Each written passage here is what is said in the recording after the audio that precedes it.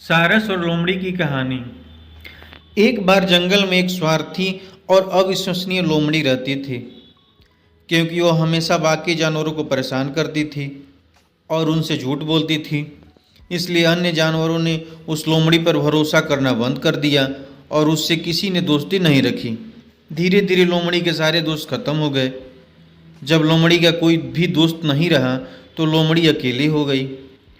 पास में ही थोड़ी दूर जंगल में एक पहाड़ था, उसकी गुफा में चली गई। एक दिन जंगल में घूमते समय उसे एक सारस दिखाई दिया। लोमड़ी ने उस पर भी एक चाल चलने की कोशिश की। वो उसके पास गई और बोली, नमस्ते दोस्त, कैसे हो? मैं तुम्हें देखकर बहुत खुश हुई। मैंने आज एक स्वादिष्ट सूप बनाया है, तुम मेरे घर आते तो साथ में दोनों लोग खाते। यह सुनकर सारस खुश हुआ और वह लोमड़ी के साथ जाने को तैयार हो गया। जब वे लोमड़ी की गुफा में पहुंचा तो लोमड़ी ने 2 समतल थालियों में सूप परोस दिया। सूप बहुत पतला था और उसमें कोई सब्जी या मांस नहीं था। लोमड़ी अपनी थाली को चाटने लगी, लेकिन सारस कुछ नहीं खा पा रहा था, क्योंकि उसकी चोंच बहुत लंबी और पतली थी, जो बर्तन के अंदर नहीं जा सकती थी।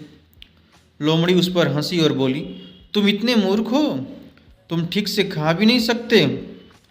सारस को शर्मिंदगी महसूस हुई और वो वहाँ से चला गया। सारस को लोमड़ी पर बहुत गुस्सा आया और उसने लोमड़ी को सबक सिखाने की सोची। अगले दिन सारस ने भी लोमड़ी को अपने घर पर बुलाया। उन्हें एक लंबे जार में एक संकीर्ण गर्दन के साथ सूप परोस दिया, जिसमें वो अपनी चोंच को आसानी से डुबा सकता था, लेकिन लोमड़ी अपनी जीभ से सूप तक नहीं पहुंच पा रही थी और वो भूखी ही चली गई। इससे हमें सीख मिलती है, शिक्षा मिलती है कि कभी भी चालाक लोगों पर भरोसा न करें। Thanks for watching.